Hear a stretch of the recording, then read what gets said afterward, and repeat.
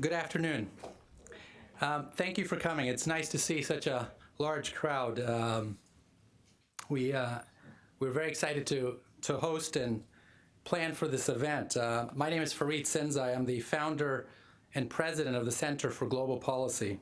It's my distinct pleasure to welcome all of you to our panel discussion today, with our topic on extremism in South Asia and how we might respond.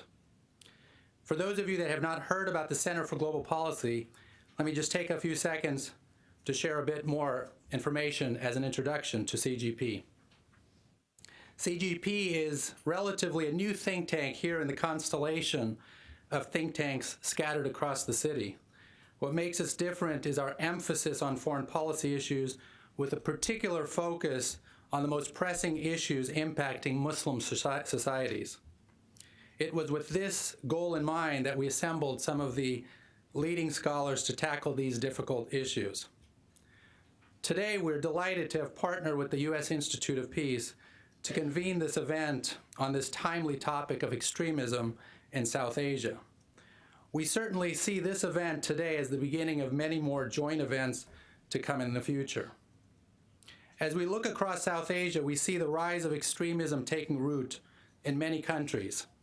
From the Taliban in Afghanistan to Buddhist extremists in Sri Lanka to ISIS throughout the region, South Asia today faces one of the most diverse and dangerous landscapes of extremist groups and ideologies. Our discussion today includes leading experts to discuss emerging trends on extremism across the region, how it impacts states internally, and how those governments and the United States should respond. In Afghanistan, for instance, we're seeing a complex array of Islamist insurgents, including the Taliban, which has in turn prompted neighboring countries, including Russia, China, Iran, and the Central Asian states, to get involved in an unprecedented number of ways. Extremist groups in Pakistan and the realignments in the militant landscapes around Kashmir have created new challenges for India and other regional powers. The rising levels of Hindu nationalism stands to further inflame divisiveness in India, while Buddhist and other extremist groups continue to escalate conflicts in Sri Lanka and Burma. Within this tumultuous mix, ISIS has begun to take root by taking advantage of these violent conflicts across South Asia and attracting new fighters to further destabilize the region. Where do we go from here? Clearly, there are no easy answers. To defeat extremism, states in the region need a comprehensive strategy and a common narrative jointly agreed upon by the state in coordination with key civil society institutions. Most importantly, they need to ensure that their approach is strategic and not just tactical. And just as important is a broad-based and badly needed strategic effort to incorporate social reforms to counter the narrative against extremists. Each state needs to provide and apply pragmatic and inclusive narratives that is strictly adhered to at all levels, one that can raise the public's morale instead of adding to their confusion. Of course, this is easier said than done. In our discussion today, our experts will share their thoughts and shed light on these important and complicated issues. Many of them bring years of experience as well as insight from their empirical research on the ground from the countries that they specialize in. In addition to what is happening in each country, we have also asked our experts to discuss how these trends regarding extremism affects bilateral relations within South Asia, as well as suggesting options for how the United States might engage more effectively on these critical issues, so that we might contribute positively to ensure peace and stability in the region. Before beginning, though, I'd like to thank my friend and co-organizer, Moeed Yusuf, who unfortunately couldn't be with us because he's traveling in the region. He's the Vice President for Asia Programs here at the U.S. Institute of Peace. As we initially conceived the outline for this event, today we felt that an opening discussion would be more interesting and fruitful, rather than a long-winded presentation from each of our panelists. So what we've done is asked each speaker to speak for about 5 minutes. They may go a little bit over, but we'd like to let them give their opening remarks before we then have an open discussion with our moderator. Before continuing, though, I'd like to also thank my colleagues at the Center for Global Policy, and especially Sarah Basha, who's our Director of Policy and Communication at CGP, and Lauren McNally, who's a Program Assistant on Pakistan and South Asia here at USIP. If you have any questions about CGP, please feel free to reach out to me or to her directly. I hope that you also had a chance to sign the sign-in sheet at the front so that we can continue to communicate and send you material about the institution. I won't go into detailed introductions of the speakers. Those have been provided, but I'll just give you just a brief one-liner about each. Our first two speakers to my left, to the left of Scott, are Ali Muhammad Ali, who's a senior fellow at the Center for Global Policy. To his left is Kamran Bukhari, Director for Political Affairs at the Center for Global Policy. We then have Iman Malik, who's a consultant at the World Bank, as well as doing research here for USIP. And then Susan Hayward, who's Senior Advisor on Religion and Inclusive Societies here at the U.S. Institute of Peace. To lead our discussion today, I'll leave that in this difficult task in the capable hands of Scott Warden, who has graciously agreed to moderate our discussion today. Scott is the Director of the Afghanistan and Central Asia programs here at USIP. I'll hand the mic over to Scott to take it from here. Once again, thank you for coming. Thank you, Fareed, and for that introduction. And let me add my warm welcome on behalf of USIP to this event. For those that are not familiar with USIP, we were founded as an independent institute by Congress in 1984 on the basis that peace is possible, peace is practical, and peace is essential for U.S. national security. And so we execute that vision through several robust programs that are represented in myself and in Susan. We have a large Asia Center program, which includes many of the topics of this discussion today: Afghanistan, Pakistan, and Burma. We have field offices and do work in Central Asia, in Sri Lanka, and elsewhere. We also have a thematic center that looks at conflict resolution and religion and conflict resolution. And so those two issues really intersect in the theme of the conversation today. I'll turn it over to the panelists quickly, shortly, but just wanted to say I had the opportunity to be in Afghanistan 2 weeks ago, and discussions there with a lot of the political leadership about the situation, and echoing some of the remarks that Fareed made earlier. You know, I think that in Afghanistan, which also I think represents some trends in the larger region, there's an increasing concern about the export and then the intermingling and interrelationship of different extremist elements as security deteriorates in Afghanistan and elsewhere. I think there's concern also about, as ISIS being the #1 extremist group that has international attention, as they lose territory in Syria and Iraq, what happens with those fighters and commanders? I think there are emerging trends that for Afghanistan, they are starting to appear there, and they're mingling a number of groups together. And the overall effect of this, again, for Afghanistan, but I think it has a regional implication that people were talking about very recently, is that it's eroding trust in the region between neighbors, because they are assuming a more defensive posture as they perceive other countries being sources of extremism that can destabilize their own. And this has the risk of creating a downward spiral whereby when there's really needed additional cooperation against extremism in the region, you may have less so. And so that's kind of I'll take the opportunity, a few notes from Afghanistan and some trends that are going on there. Ali may have a different view, but that's where I perceive that using that as an example, but we'll hear on many different countries in the region, we want to get from the participants their own perspectives on the different areas, and then we can have a conversation with ourselves and with you about how does that all link together, and hopefully some lessons and some actions to take going forward. So without further ado, let me turn to Ali for a first presentation. Thank you. Thank you very much.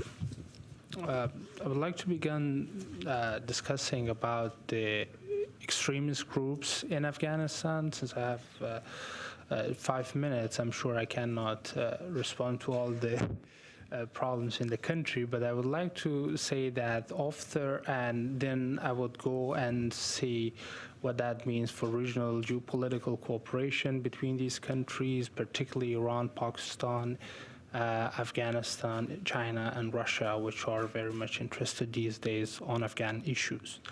And we have, and then I would like to draw a question what that means for peace and reconciliation for Afghanistan. So I would like to first begin and speak about the internal dynamics of the national extremist groups in Afghanistan, and which is particularly the Taliban, how that have shaped recently, not recently, but in the past 2 years, I would say.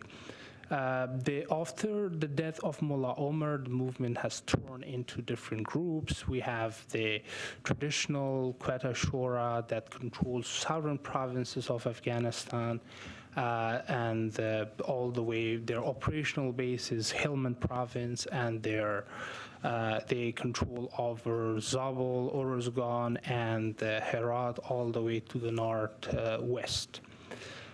We have in the south the Miran Shah Shura or the Haqqani network, where they control Kunar, Nuristan, and Kabul, Logar, Ghazni, all these provinces between south and southeast.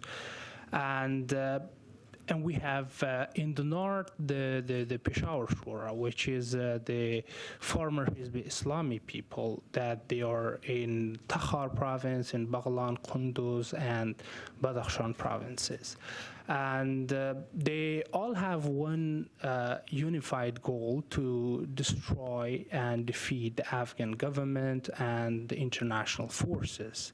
But they have different geopolitical aims in the region, different regions of Afghanistan.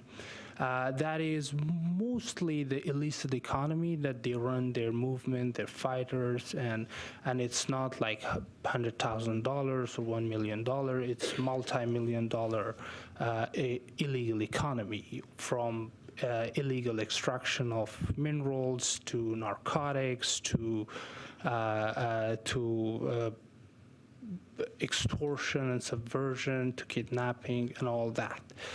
And we have, beside that, the international terrorist organizations, as Scott mentioned, the IS in Afghanistan, which is pretty much has a very geographical presence in different parts of Afghanistan, including Badakhshan in the north, in Nangarhar in the east, and in Zabul in the south, and one district, Kajaki and Helmand.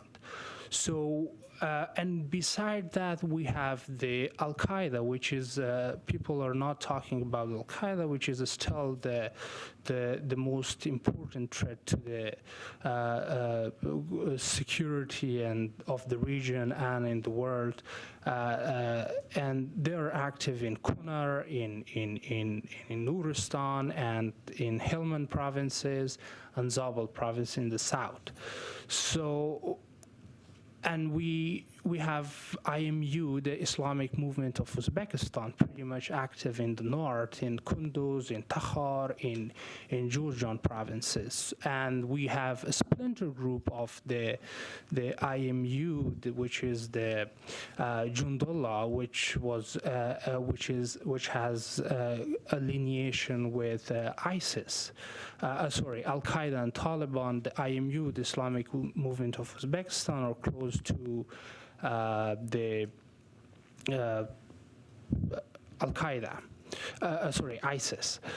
And we have the TIP, the Turkestan Islamic Movement, which is basically the Uyghurs, the former ATIM, the East Turkestan Islamic Movement in Afghanistan. And they all have, and the reason I'm describing these because there is a nexus between these local and transnational groups.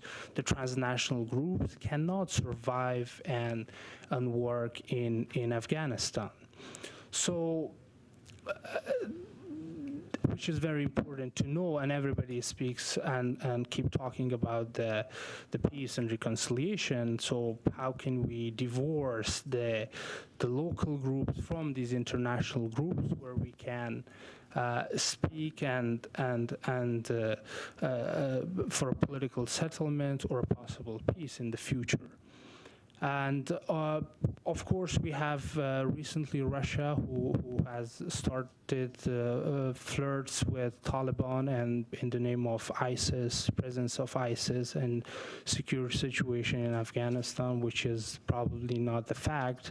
So the Russians have the concern of Chinese in Central Asia and the presence of their activities. So they kind of like speak about deterioration of the security in Afghanistan in order to increase their military presence in Central Asia, and through that they control the geopolitical games in Central Asia. And we have these different groups and countries. Iran and Pakistan, everybody knows they would like to support anyone who fights against Afghan government and international troops, and so by default they are supporting that. And the reason I'm mentioning these like regional geopolitical cooperation, because everybody has their aims and goals in the region, and whether it's China, whether it's Russia, whether it's Iran or Pakistan, and interestingly, things have turned out to be for insurgents to be their clients, particularly for Russia and for Iran and others. They were Pakistan's client before. So,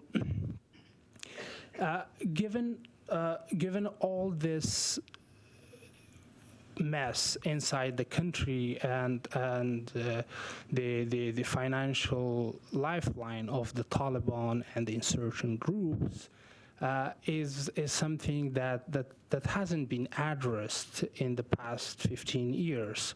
They have businesses in Arab Gulf countries. They have like everything running around the region financially.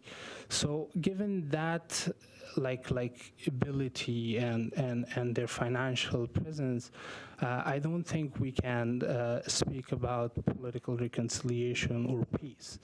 And that's something that I would like to emphasize on, that unless we don't question or target the financial lifeline of these insurgent groups, we cannot convince them to talk and speak about peace and reconciliation, which has been missing, and everybody speaks about political settlement and peace, but that's not happening. And we do have international groups which their agenda is to use Afghanistan as a stepping stone to attack other countries in Europe and everywhere. So that unless we don't break the backbone of insurgency economically, we cannot convince them politically to come and talk and negotiate. And of course, there has to be a diplomatic presence of U.S. in Afghanistan and in the region, which they have, but more significant to address and discuss with Iran, Russia, China, and Pakistan to let them know that they cannot achieve their geopolitical aims through using the proxy forces, whether they're Taliban or ISIS or Al-Qaeda or anyone. So I would like to just finish on that, and I would love to take answers and questions. Thank Thank you. Thank you very much. We'll hear from the panelists just to set the table, and then we'll have the questions afterwards. But over to you, Kamran. Thank you, Scott. Good afternoon, everybody. Thanks for taking the time out to come. Thank you to USIP for organizing this event. So what can we talk about in 4 or 5 minutes? Okay, so I think that one of the things that is very clear is we've had a hyper-fragmentation of extremism. So there is no one extremism. There are extremisms in the plural. And I'll get into that, the details here in a bit. Because what we have are not just multiple groups trying to pursue the same goal, sometimes competing goals. The Afghan Taliban, for example, do not want a global caliphate. ISIS does want a global caliphate. But there's also a much larger problem. So we started out after 9/11 talking about terrorism, and that led us to say, okay, terrorism exists because there's a wider pool of extremism. I want to take that one step further. And I want to say that extremism is engendered by social and religious ultra-conservatism and states using religion to promote national identity. And one of the problems that we are seeing from Saudi Arabia to Yemen to Syria to Pakistan included, any state that claims itself to be an Islamic republic or something else is setting itself up for competition with radical extremist actors. And it's, in my opinion, and we can get into this conversation in the Q&A, in my opinion, this is something that states have not been able to compete on. This is a ground, this is a turf, unfortunately, where radical forces perform better. So there is that underlying problem of extremism. Obviously, that's not disconnected from the fact that you have countries, we're dealing with countries whose economic situation, is in shambles. The degrees vary, but it's safe to say that there are large populations that remain, outside if you will, the urban centers that most of us, focus on, at least from a distance. But the bulk of population in many of these countries is simply unaware of, things like extremism unless there is an attack. And even then, there are conspiracy theories, there are different viewpoints on why it's happening. It's very fashionable to still 16 years after 9/11 to say, the CIA is behind some of this. You'll find people who look reasonable, but that's what they believe in. And that is because of the problem of the education system in those countries. And of course, the haves and the have-nots. We have another problem that has to do with what I call the hate speech versus open debate. So on one hand, there is an effort to crack down on hate speech. But then the question is, when you crack down on hate speech, then how do you then cater to open debate? And if you go to open debate, you see that there is very little tolerance for open debate. And this is not just extremist groups. Militants carrying out suicide bombings or other forms of attacks. Now we're seeing mob frenzy. I mean, Mashal Khan's example, a recent killing, lynching in Pakistan, and much earlier we had the case of Farkhunda, the lady who was horrifically killed. Those were not at the hands of extremist actors or extremist groups. Let me correct myself. That tells you that extremism and ultra-conservatism is very much overlapping, and you cannot draw that fine line. So, and this makes the challenge even bigger, because when you say you're going to go after extremist groups, you can't go after them until you treat the wider problem in society. And the question is, how do you do that? And then, of course, the ideological rivalry. So while there are, multiple versions of extremists, the opponents. So I mean, if we were to use, and this is, not an accurate description, but for a lack of better vocabulary, let's just look at it from the lens of Islamist versus secularist, although, secularist in the Muslim context doesn't really apply, and that's an entirely other debate. But for our purposes, if you look, we already know that Islamists come in many shapes and forms. There are people who are not even Islamist, yet they harbor extremist views and radical views. There may not be formally Islamist. Likewise, on the other side of the ideological divide, you have different types of secularists, and there is a growing radical, if you will, attitude towards secularism. For example, in Bangladesh, the current government is going after, for political reasons or historical reasons, it's going after groups, particularly the Jamaat-e-Islami that was involved in the 1971 war for war crimes. But what that's doing is, and I'm sure this is not the intention of that government, but it is one of those unintended consequences, very glaring unintended consequences, where you're pushing those who opt for, I'm not saying that they don't have radical agendas, but they're using constitutional means to pursue their political goals. Those are being pushed into the further right to groups like Ansarul Bangla, Jamaat Mujahideen Bangladesh, which is many of the elements within both groups have become, if you will,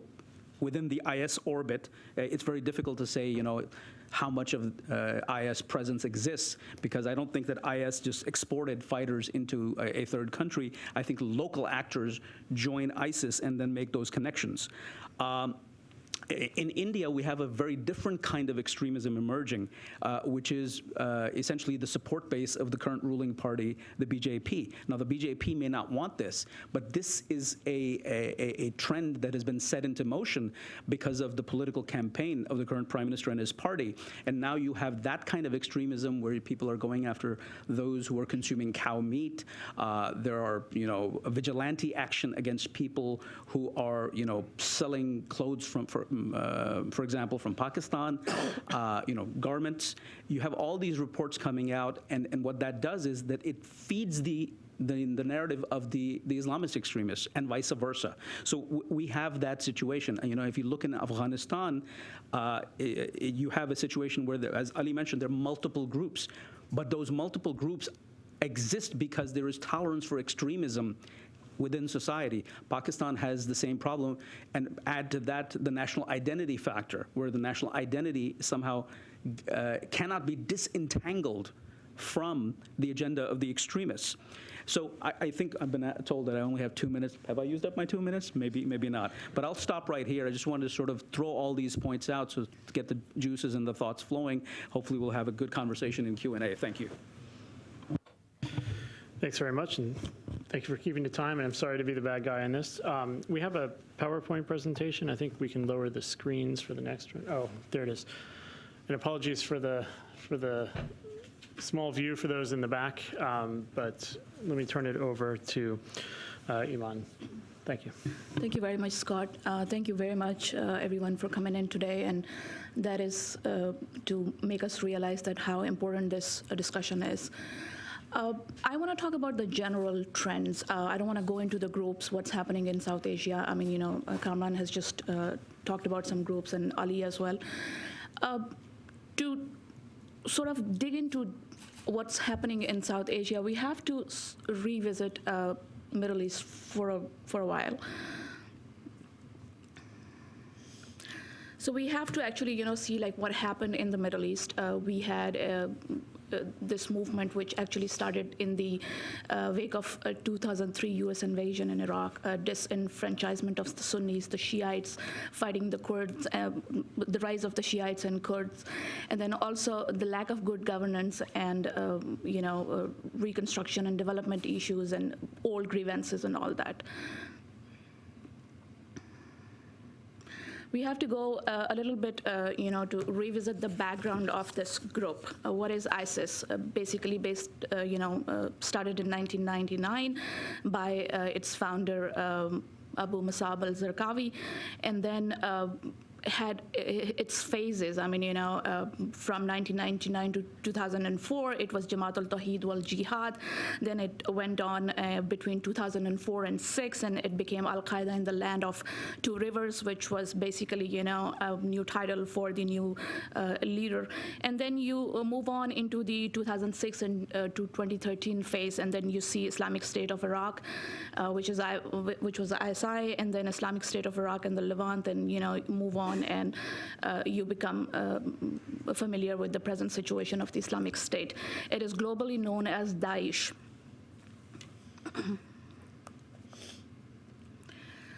I just want to revisit this 20-year plan, which was written in a book by Fuad Hussein al-Zarqawi, the second generation of Al-Qaeda. When we try to gauge and analyze ISIS, we often, forget about Al-Qaeda. And if you revisit the statements of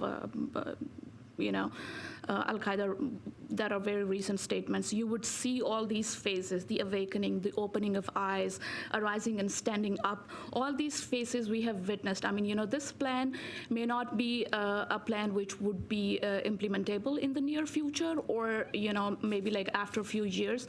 But if you look at the chronology of the events, I mean, we have witnessed all these events in the Middle East. And I just want to go back to Middle East. Why? Because there are ties in South Asia.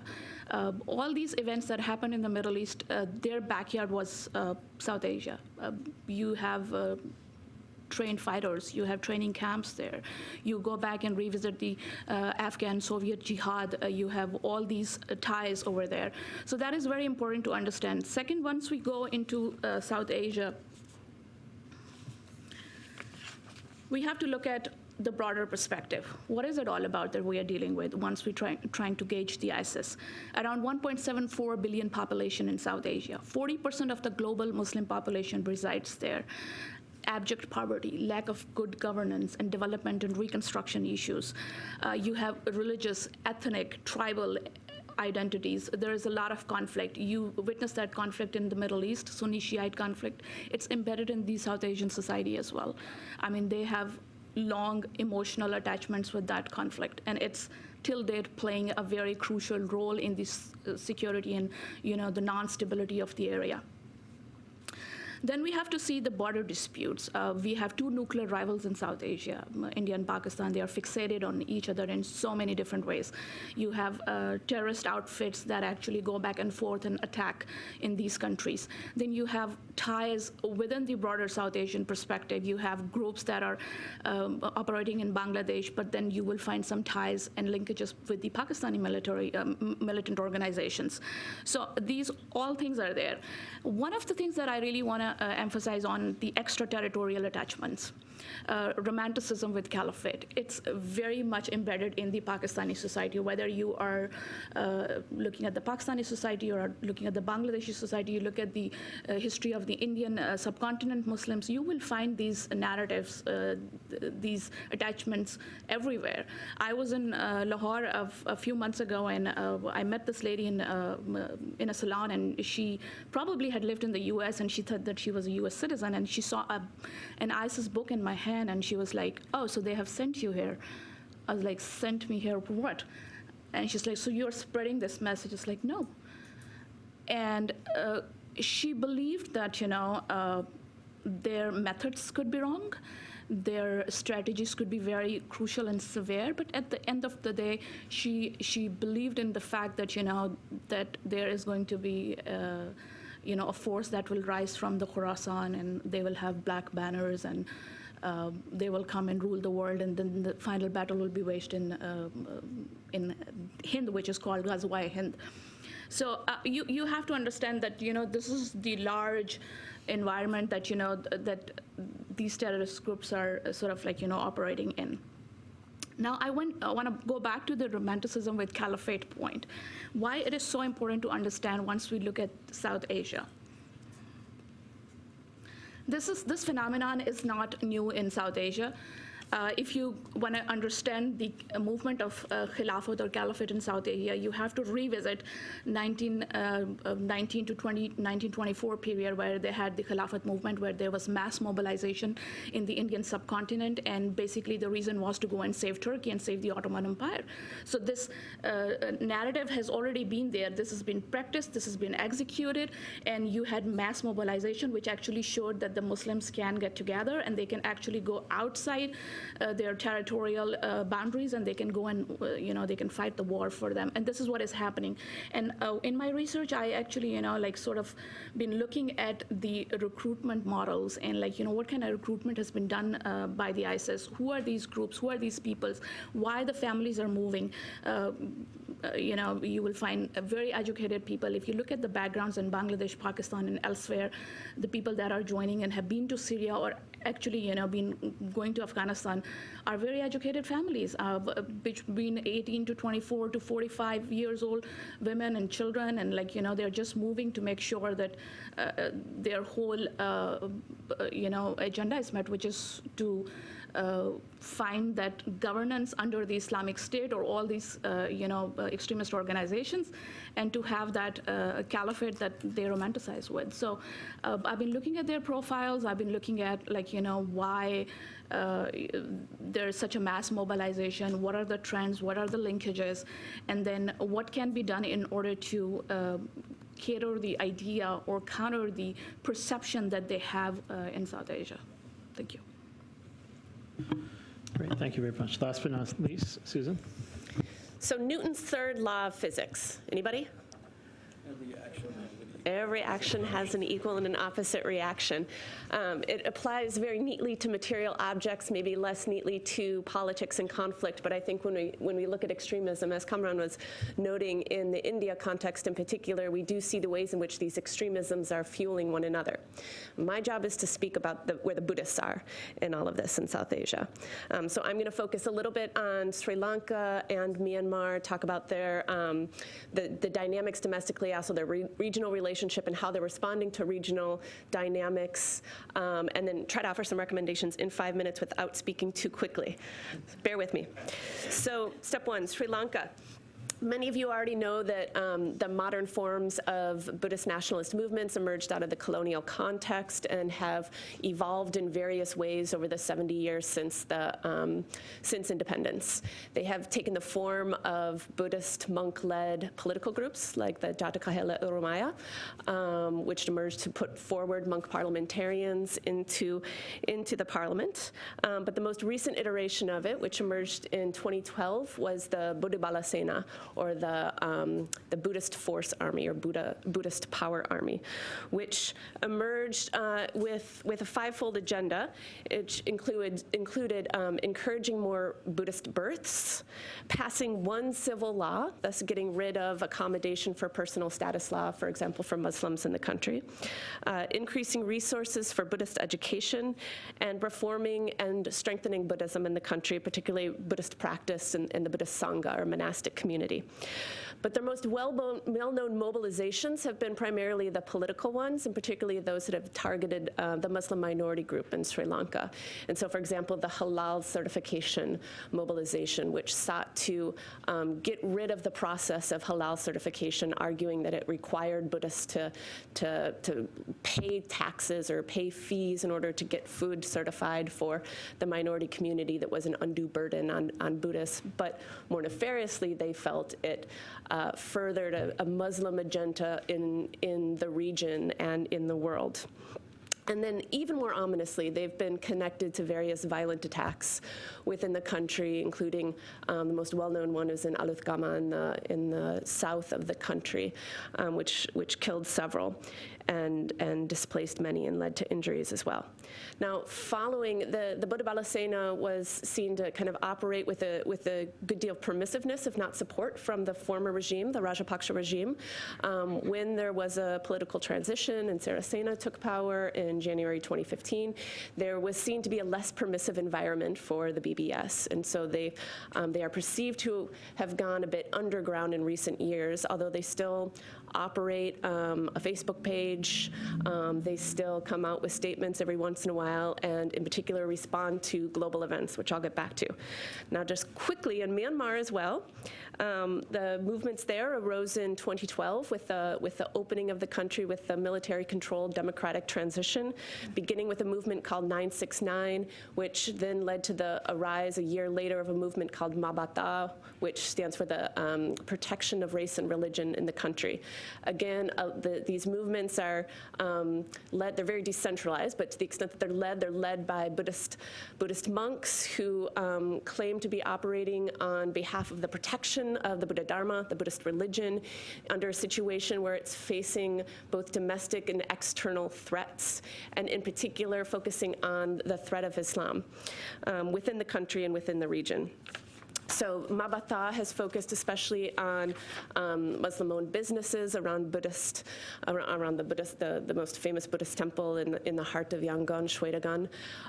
They have focused on passage of laws that seek to protect Buddhist women from being converted or forcibly married by Muslim men, and so on and so forth. Again, oh man, okay.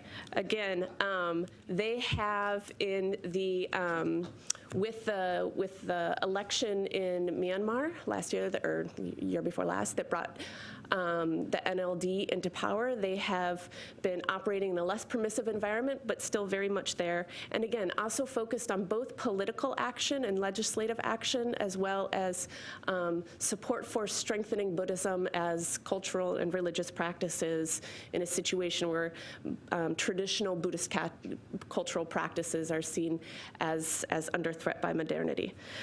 So a couple big points. One is this extremisms fueling extremisms. These movements in both Sri Lanka and Myanmar make a lot of reference to geopolitical narratives about Islam. They reference a lot of violent extremist movements that are defining themselves within Islam and present that as the face of Islam, is what Islam is and what Islam teaches. They use a lot of social media campaigns, bringing in provocative images and statements and videos that groups like Daesh or Al-Qaeda and others have used. They have a lot of historical narratives that see Buddhism as under threat in the region. So I don't know how many times I've had Buddhist monks tell me that Afghanistan used to be a Buddhist majority country, and the destruction of the Buddhist statues by the Taliban in Bamiyan doesn't help with the argument that Buddhism is under threat and it's closing in on Myanmar and Sri Lanka, some of these last vestiges of Buddhism in the region. But it's also fed by geopolitical narratives, including some of the forms of more Christian-oriented nationalisms that are emerging in Europe and the US and others. So they're all feeding off of one another. Just a couple points I want to make about some of the countervailing narratives and strategies that are taking place. One is there's a number of intra-Buddhist discussions that are taking place that are incredibly crucial. These are the Buddhist monastic communities are not monolithic by any means in any of these countries. And so there's a lot of discussions taking place between various Buddhist scholars and Buddhist monks about what it means to defend and protect the Buddhist religion and about how to respond to minority rights and so on. There's also a number of dialogues that are taking place on more of a scholarly level about Buddhist philosophy, Buddhist teachings, Buddhist laws when it comes to minority rights, as well as Buddhist peace education. And then finally, there's a number of regional Buddhist Muslim discussions that I think are going on, where Indonesia has really been kind of called out as potentially playing a particularly important role as mediating between some of these Buddhist majority countries and Muslim majority countries in Asia, but also drawing in the Middle East and elsewhere. And I think there's some potential there, but we can talk about that a little bit more in the Q&A. Great. Well, thank you very much. And it was a challenge to restrict opening remarks because I know the speakers all have a lot more they want to say. So please ask them questions. While the mic runners get the mics, please use those. Because this is being recorded and so other people can hear. Also, I'll say please just identify yourself and any affiliation. While you're thinking of your questions, let me ask a follow-up one, which, there's a fair and an unfair version. The unfair version is, okay, so I've heard in these excellent presentations that extremism is about religion and ideology. I also heard that it's about politics and governance. And I heard that it is essentially a cover for criminal activity, particularly in Afghanistan, which I know well. So which one is it? Okay, right. So it's a merger of all three, and then the more fair question is, when you have a multifaceted problem like this, and each of those categories is its own, deep challenge for any state or society to deal with, how do you prioritize? How do you systematize so that you can tackle this in an organized fashion in the respective countries? I don't know if anybody wants to volunteer, but maybe just a couple thoughts, and I'll start with you. That is the challenge. So each government will prioritize a strategy. And we see this in Afghanistan. It's working with international partners to try. Mostly Afghanistan's efforts are on the battlefield because they probably, of all of South Asia, Afghanistan faces the most vicious form of insurgency, most vibrant and most strongest insurgency. I recently published a report on going by district level, and it was shocking that Badakhshan province, that was outside the reach of the Taliban during their heyday, during the days of their regime, now 9 of the 15 districts are either under their control or they have free reign there. So, I mean, that is very disturbing. So that's one way in which governments prioritize that. In Pakistan, obviously, there are the military offensives that are taking place. The names keep changing. It's hard to keep up with them. But there is an ongoing offensive since 2009, and there has been significant progress, but the road ahead is still very long, partly because on the flip side, in terms of dealing with extremism, which is the non-violent form of extremism. I mean, we talk about countering violent extremism. CVE has become this sexy term, which not for this administration, perhaps they want to change it.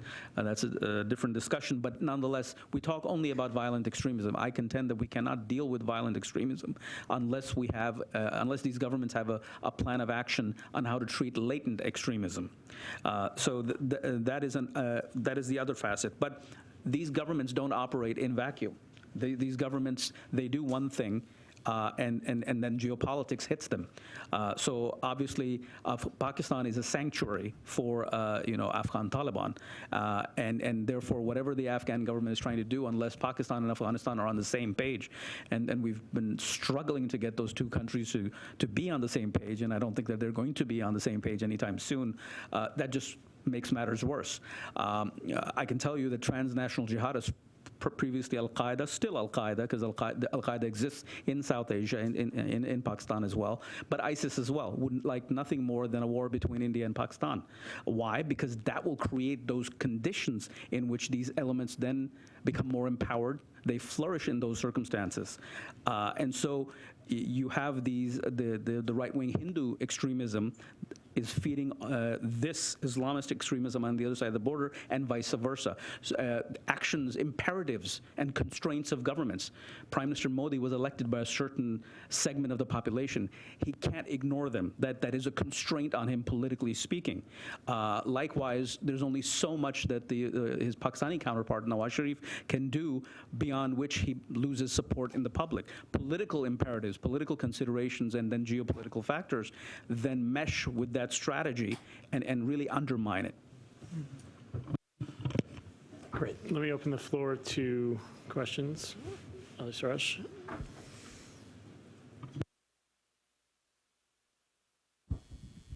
Thank you. Thank you very much. My name is Abdul Ali Siraj. I have the honor of being a member of the family that ruled Afghanistan for almost 200 years. And I've been involved in Afghanistan's affairs for more years than a combination of those two young ladies' ages. Since 1978. I have lived through the Soviet invasion, the Communist Party takeover in Afghanistan, through the Soviet invasion, then the outcrop of the Al-Qaeda in Afghanistan, and then now the involvement of Daesh in Afghanistan. I've been attending meetings such as this over these years. And at every meeting I go to, I'm hoping that, I've heard the problems that you have stated over here so many times that I can keep my eyes closed and say, think of who's going to say what. I'm looking one day to come to one of these forums to understand, for somebody to say what is the solution. The problems, we all know what the problems are, but what is the solution? We know that the Daesh is now very much active.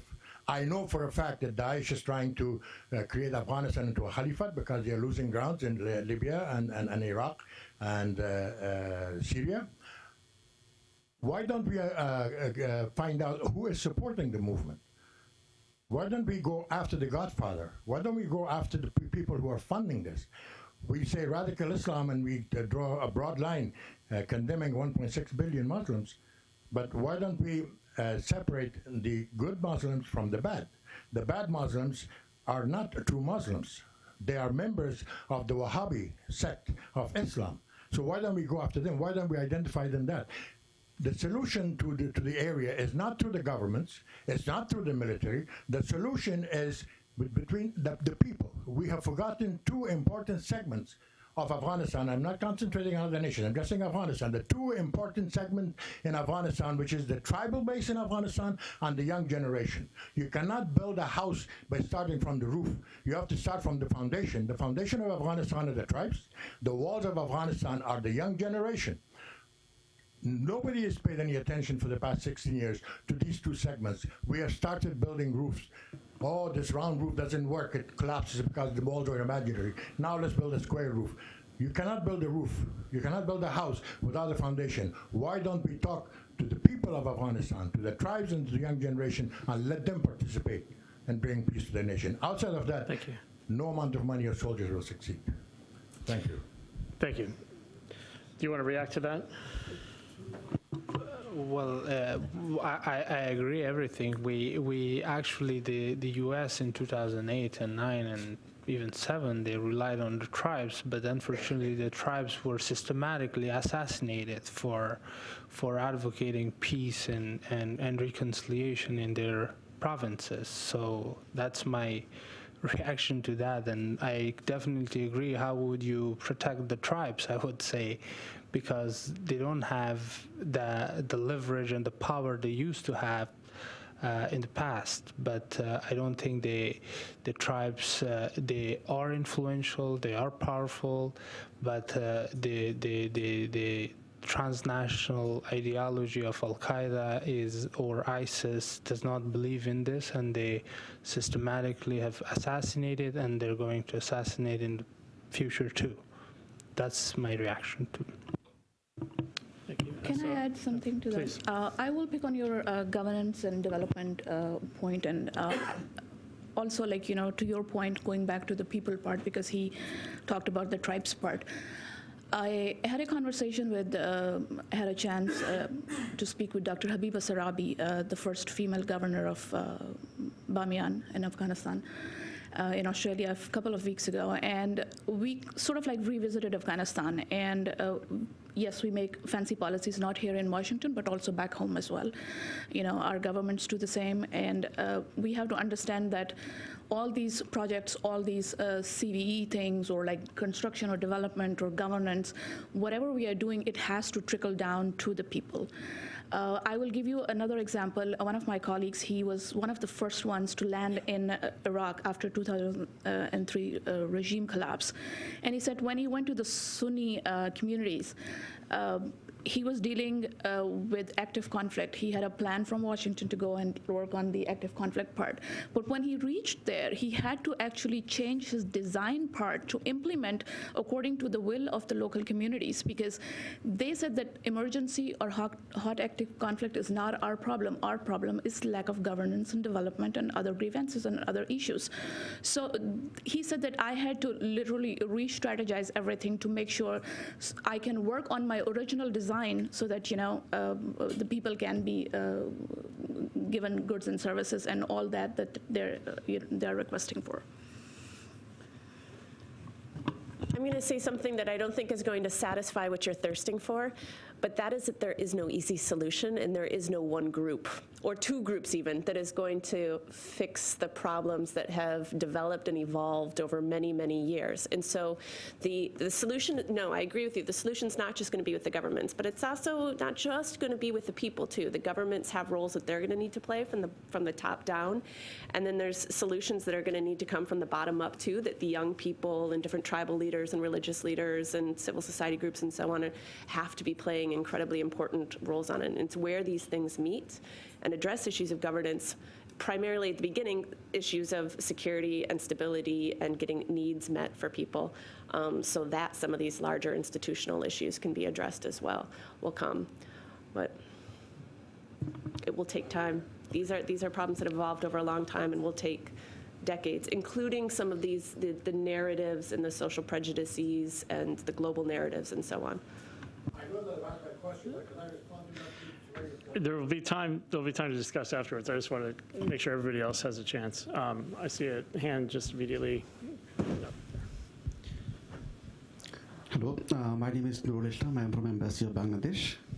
Sir, I would like to differ with the remarks you made with regard to the trying Jamaat Islam in Bangladesh. Actually, the government has set up the court to try the crimes for crimes against humanity, not to try Jamaat Islam at all.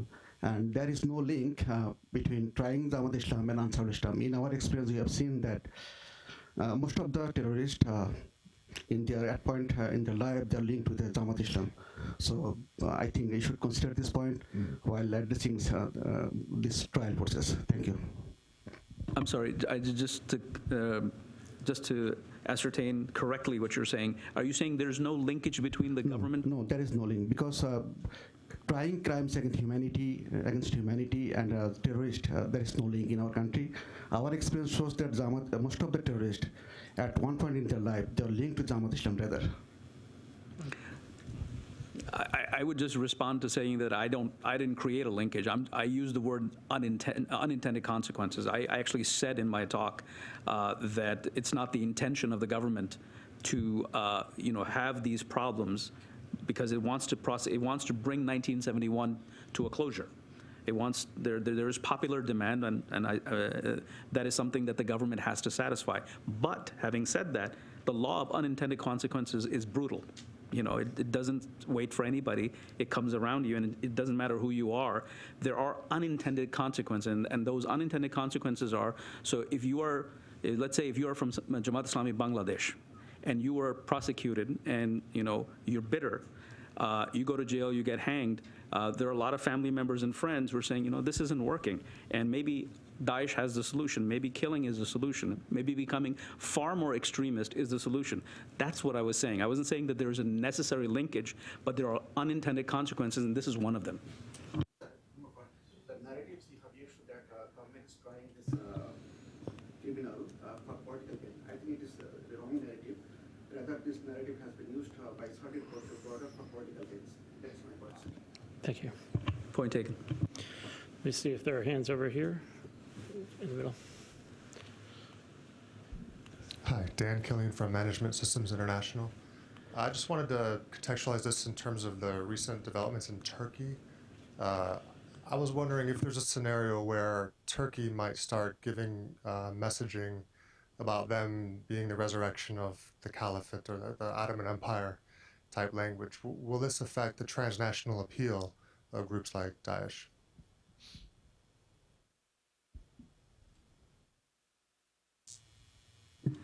You see, we have to understand that this narrative is very embedded in the society, as I was talking about.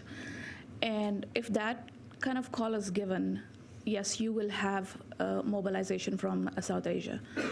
And a lot of families have gone to Syria. I mean, I was looking at their profiles. They're educated. They have bright future. They have things to look up to. But they still abandoned their lives, and they went for a cause that they wanted to be a part of that caliphate. So if that kind of call is there, there is going to be a movement in South Asia. I'd just like to add to that, and I want to pick up on the fascinating point you made about romanticization of the notion of caliphate. Most people have a very ahistorical view of the caliphate. When I say most people, I mean the extremists and even popular discourse. They think at one point the whole Muslim world was some utopia, it was unified, and nation states is just what the British and the French did to the Muslim world. That's absolutely patently false. Muslim lands were divided into competing caliphates, sultanates, and emirates, and so this idea of the caliphate has not evolved intellectually. What does it mean to be a caliphate? I mean, if you look at the history of the caliphate, how it originally involved, people had to make up things as they went along. It wasn't sort of something that was divine, brought by the prophet or in the Quran. These are things that it's part of political learning. You move on and you advance. One of the problems that has happened in the Muslim world is that political thought has not advanced. What is the role of religion in politics? So I think that unless this issue is addressed, people are going to take up, and subscribe to the simplistic views of ISIS and Al-Qaeda and other groups about terms like the caliphate, as if the caliphate is going to solve all the problems. So I think that Turkey should not be doing that, and Turkey should actually, move the discourse further and say, what does a caliphate look like? Could it be like an EU-style institution for the Muslim world? We already have the Organization of Islamic Cooperation. There are 60 member states. It's not really effective, but the caliphate is not one thing. It's what you make of it. Here and then we'll get to the other side. Hi, thank you. Yes, my name is Sarah Reckles, and I'm with USAID's Office of Transition Initiatives. And so I actually wanted to say I appreciate hearing a little bit more about the need to address the kind of broader context of violent extremism, because I think this is a point that definitely hits where our programs are trying to hit. And we do work much more at the community level. And my question is actually going to go to the bigger kind of regional policy questions that I think you guys have raised.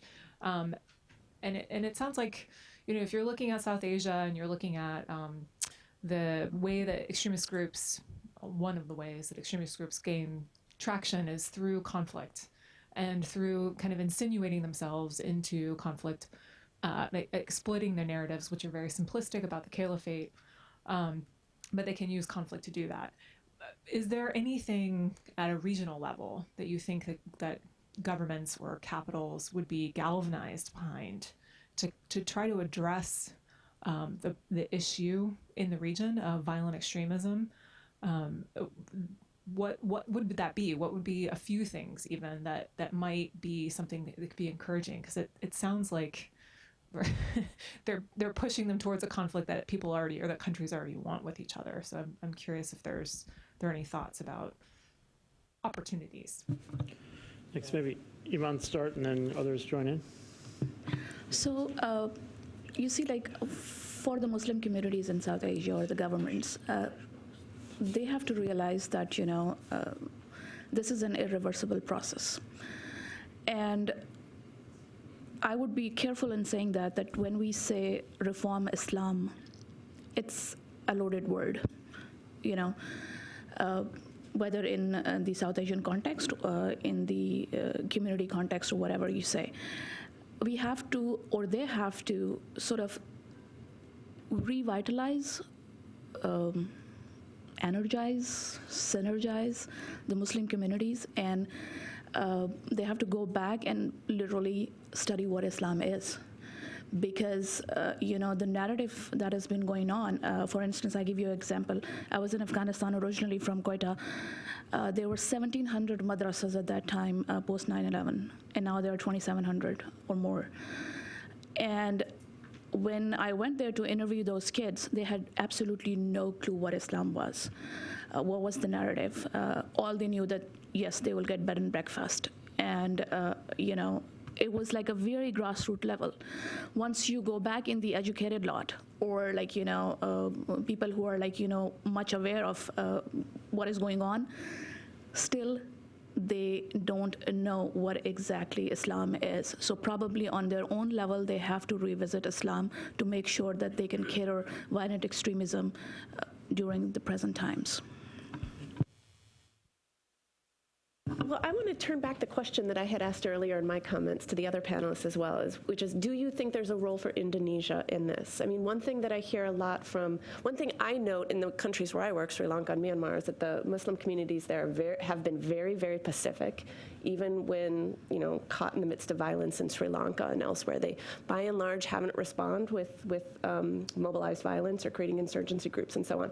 And they often turn to Asian forms of Islam as providing something of an answer and an antidote to some of the rising extremisms that are happening across different religious traditions in Asia. So they're saying, instead of looking over to the Arab countries to find a vision of Islam that will be appropriate for us here, we should be looking to our brethren within Asia for Asian forms of Islam. So I wonder what role you see for the various Asian Muslim majority countries that are east of Pakistan and Afghanistan and elsewhere as partners in this. like to answer to your excellent idea. It would work if Pakistan takes the lead in this project. Yeah, that's it. Absolutely. I couldn't agree more. One of the things that we have to notice is that in the Arab world is a mess, does not offer a model. The Arab world is searching for a model of what does it mean to mix religion and politics? Because that is the question at the end of the day. I mean, survey after survey from Pew shows that, a majority of Muslims they don't know how, they don't know what it looks like, but they do want some religion to play some role in politics, and it varies from country to country. So yes, the model that the Indonesians and the Malaysians have to offer is far better because, are they they have problems? Yes, they have extremism, but the magnitude is far less than what we see in the Western half or the Western quadrant of the Muslim world. So democracy does function. There are problems with people allege voter fraud and whatnot. Those exist everywhere. But I think that Indonesia and Malaysia do offer a model to emulate, and it's for the governments. To go to your point, I think that there are political imperatives that prevent different governments from cooperating, but I think that there is still space in which they can cooperate. Each one of them should make it a priority that they will allow and protect speech. If you do nothing else, if you can just, and I have a hard time believing this is not possible because the coercive instruments of each of these states is very capable of doing that.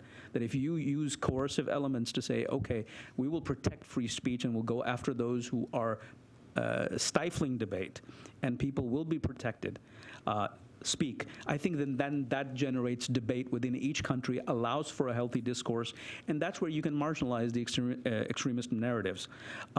At the bilateral, multilateral level, stay out of each other's way, as much as possible. It's not, totally possible. That's what geopolitics is about. You can't ignore what your neighbor is doing, and you have competing interests and divergent interests, but try not to step on each other's toes. I mean, Afghanistan and Pakistan is one of, the clear example. At one point, Pakistan was pursuing strategic depth in Afghanistan through the use of non-state actors. Well, guess what? Those non-state actors now have strategic depth against Pakistan in Afghanistan. So you have that problem, and so it's best to sort of give each other a lot of room because each country has a lot of domestic problems. It's the gentleman with the glasses right there. Thank you so much for your thoughts, everybody in the panel. Something that's coming up throughout the discussion is the lack of a model for Islamic nations to adopt to. And in my belief, the model that exists is one propagated by Saudi Arabia, at least in that sense of Islam, of Wahhabi ideology, of a Salafist ideology. And without the lack of a secular Arab ideology or Islamic ideology, Turkey's gone down the drain in the past couple of years with their dictator. And then you see the Arab Spring taking over a few of the secular states that were left over. So do you think that unless the main root is kind of considered or is dealt with, which is the ideology that is propagated, the madrasa building that he was talking about in Pakistan is propagated by mostly Saudi Arabian funding or by Qatari funding. You have these links to these extremists in the Middle East, at least in Syria and Iraq, that come back from Saudi Arabia and Qatar. Even for, say, the 9/11 attacks, the war happened in Afghanistan, but the people who were coming were educated Europeans with background and ties to the Saudi families. So unless the United States turns a blind eye to that, it talks about human rights violations, but won't talk to Saudi Arabia on these issues and deal with the problems that are coming out of the rich Arab states that model the Islamic ideology, there can't be any conversation, especially with the Sunni Shia fight going on elsewhere. So how do you think the United States can attack this latent extremism, if I might call that, is coming out clearly, but nobody addresses it? I just have to agree with you. That's it.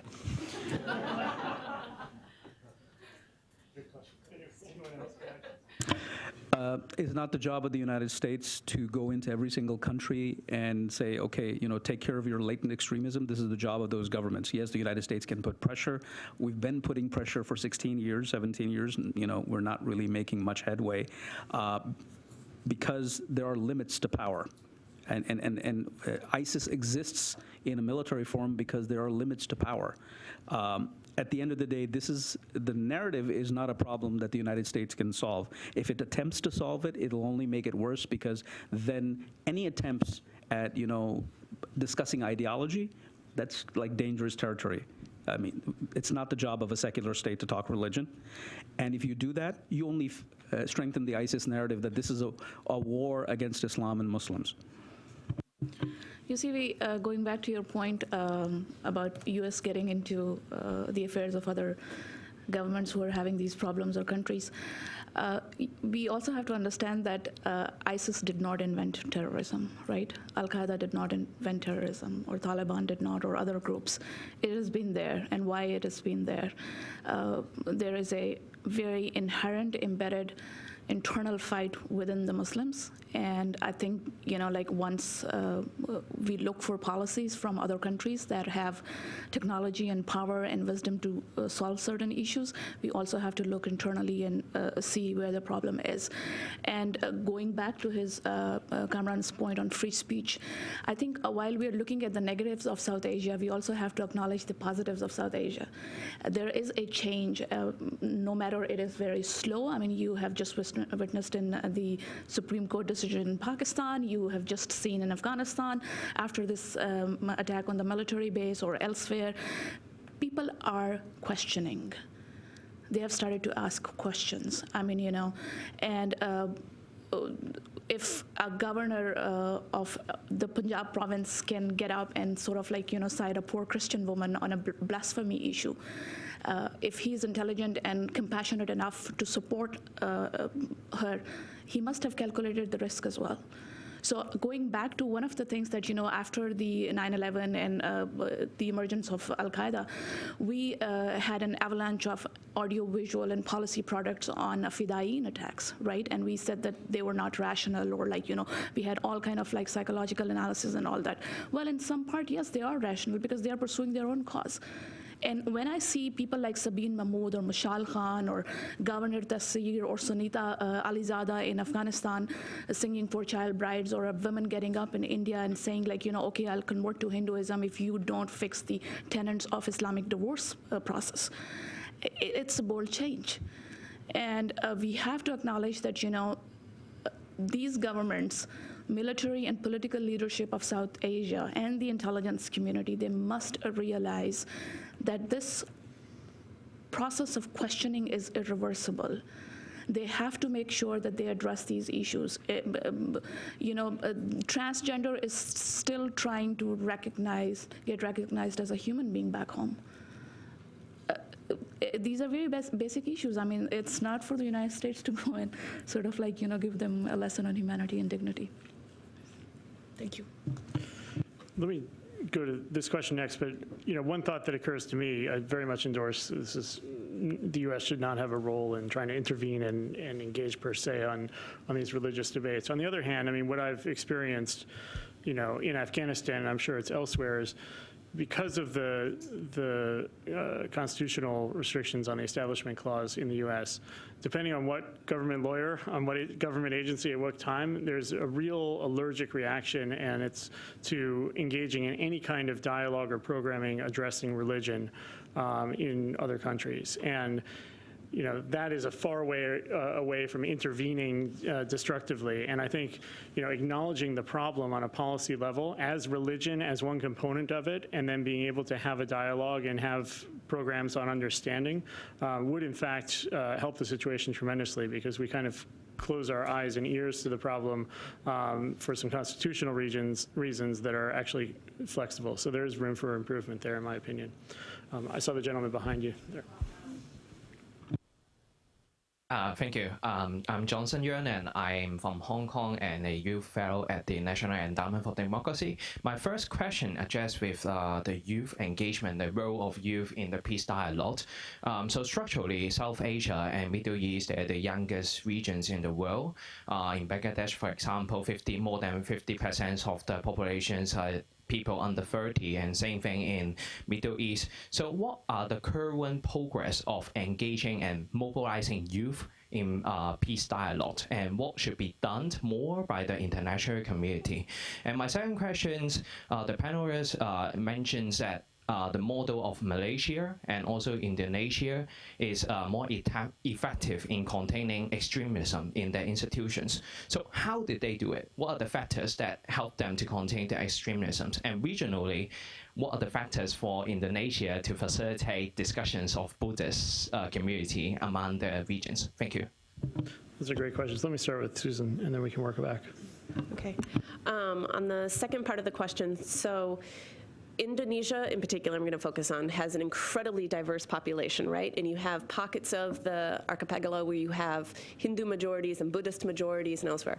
And yet, in the modern era since independence, aside from Aceh, which is in a big aside, but for the most part, they have been able to manage the religious diversity at the same time as having a majority Muslim population, which goes back to some of the nationalist visions and legal mechanisms that they put in place at the beginning with Pancasila, the 5 components. But you have, when I hear things like in Pakistan, there's a lot of madrasas, and there's been this explosion of madrasas and so on. You have these same kinds of madrasas in Indonesia, but they look very different. So not all madrasa is the same, and madrasa is not always a bad thing, right? There's a great deal of Islamic education that many children go through within Indonesia, but the content of that Islamic education is very different, particularly in how it talks about other religious traditions and how to relate to other religious traditions. So it provides some models there in terms of creating legal frameworks that allow for religious protections, religious freedoms, and managing religious diversity. Not to say that there aren't problems that arise, and there have been some problems even more recently that have arisen between religious discrimination between groups. But then also you have educational, Islamic educational and social narratives and contexts that that protect and even celebrate the diversity within the country that I think serve as models. Sorry, I didn't answer one part of that. Why would Buddhists be okay with Indonesia? In part because they see Indonesia as Asian, as opposed to Arab Islam, which has a lot of connotations for them that are not positive, and also a place where religious minorities have, on the whole, thrived. I would just add, I totally agree. I would just add that the trajectory of Indonesia and Malaysia is very different. Islam from the very beginning was very different. The way it grew, evolved. So, it's essentially path dependency. So, the more closer you get to the Arab core, you see, the more austere and more medieval sort of prescriptions. The other thing is that political instability has not evolved in the same shape that it has in South Asia. Civil-military relations were not really off the charts, say, for example, in Bangladesh and Pakistan. And of course, the Arab world and the authoritarianism there. So I think there are a number of factors. And then, of course, these are, they're not thriving, but they're not, economic failures. They've had their successes on the economic front. And as Susie mentioned, diversity. People have learned to live with people of different faiths over centuries, and that says something. Whereas on the other hand, you have majorities that just want to sort of snuff out the minorities, or at least keep them in a corner. Thanks. I see. Let me just take original comments. I see 2 more hands, and then let's wrap up because we have about 7 minutes left. Let me start with the woman on the inside here. Thank you. I'm Ann Sweetser. I'm a social anthropologist. My question is a reaction to an idea that's percolating in me, that government has been treated sort of as a black box so far in this discussion. That's increasingly less true. But as an anthropologist, I see the government is full of people who bring their Islam and their Buddhism and their Hinduism into government and then their roles. To what extent are the governments in this region actually unified? I know what ISI and the military and other factions in Pakistan have worked very variously with terrorist groups in the past, but how unified are governments? And let me take the gentleman in the dark suit there. Do you still have a question? Let's take that as the last question, and then the panelists can all have responses and closing comments. Thank you. My name is Zulfikar Khan. I work for State Department. I have two questions and a comment. Question is for Kamran and the lady Iman. For Kamran, you pointed out that extremism and ultra-conservatism are overlapping. And I would like to know how, because I grew up in northwest Pakistan, probably the most backward and the most conservative part on the planet. And I have never seen anybody in my village, in my district, going out and blowing up themselves on the name of religion. And for Iman, you pointed out that from 1919 to 1924, people had this tendency to go into Ottoman Empire or kind of strive for their Khilafah. I mean, historically speaking, Pakistan and India was under, rule of, I think, Brits. And they did not even have access enough food to eat bread. And how would they travel from all the way from South Asia into Turkey and to be part of the Ottoman Empire? Because my understanding is they were kind of part of allied forces fighting against Ottoman empires. And the third point is it's very important for folks to understand that today's madrasas are not actually producing terrorists. It was the case in the past, but what we have seen is it's mostly the college and university students that are actually going into very good schools, very good colleges. They are the one actually that are kind of blowing themselves up and leaning more towards extremisms. We have seen cases in the past, like in the 80s, when there was this jihad in Afghanistan. We have seen some madrasas were kind of actively recruiting folks for that jihad. But if today's research shows that madrasas are actually involved, I would like to see that so that we can go and counter their narratives, their messaging.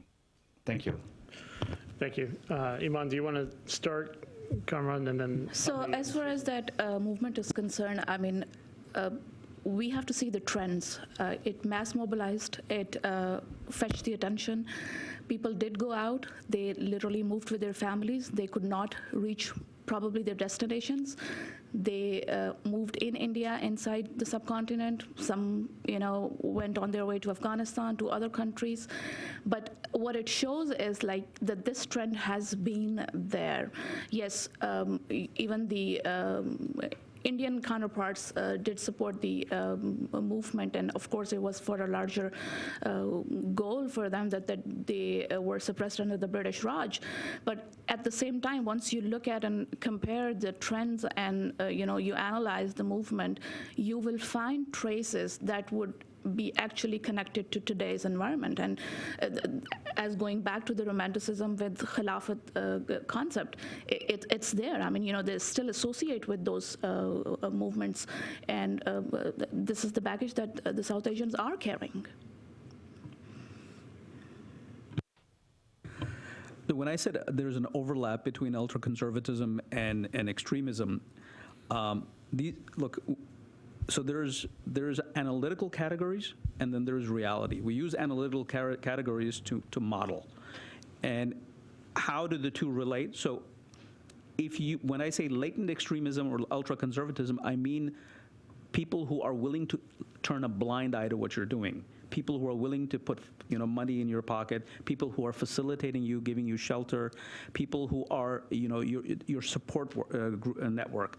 That support, because there's overlap in ideas. So as Iman mentioned, there are a lot of people in Pakistan, and we're not even talking ultra-conservative. We're talking about people in urban areas who will tell you, look, what's wrong with the idea of caliphate? Daesh is wrong because it's brutal, it does this, we don't like its methodology, we don't like it, but there is the attachment to caliphate, and this is just one example.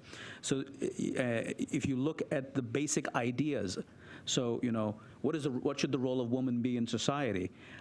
That's the kind of thing that the violent extremists can latch onto.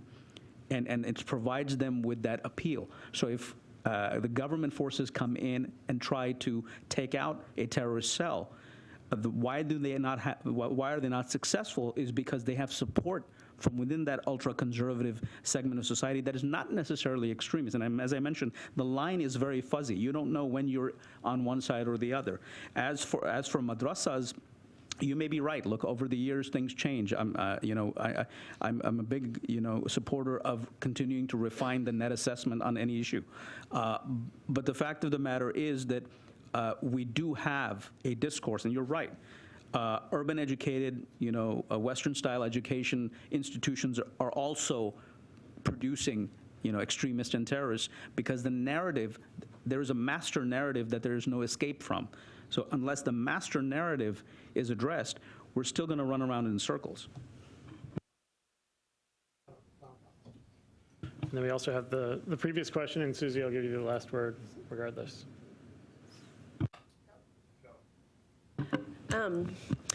Religion has come up a lot, and that's the world in which I operate, with this connection between religion and violence and peace building. And when it comes to violent extremism in particular, I would want to say that it's not that it has nothing to do with religion. I actually would disagree with Kamran in terms of it's purely instrumentalist. It's purely movements or governments that are trying to use religion in order to mobilize forces. At the same time, I don't think it's all about religion. And so while I think there are religious ideas and motivations and interests that do compel some people to join these movements and so on, I also don't think that you're going to eradicate violent extremism, whether in Islam or Hinduism or Buddhism or Christianity, by simply getting imams or monks or pastors to tweet nice things about their religion. I think it's going to be a much more complex discussion that has to happen within all of these religious communities and also between these religious communities, and it's going to need to make civic ties and other kinds of connections that can lead to institutional changes, that can lead to state protections, that can lead to nationalisms that are inclusive and so on in order to address them. So again, no easy or fast solutions to it, but I do think that there are pathways forward and examples that currently exist within the region and world. Great, that is a perfect note to end on. Please join me in thanking the great panelists for their presentation. And thank you all as an audience for the great questions and your presence, and hope to see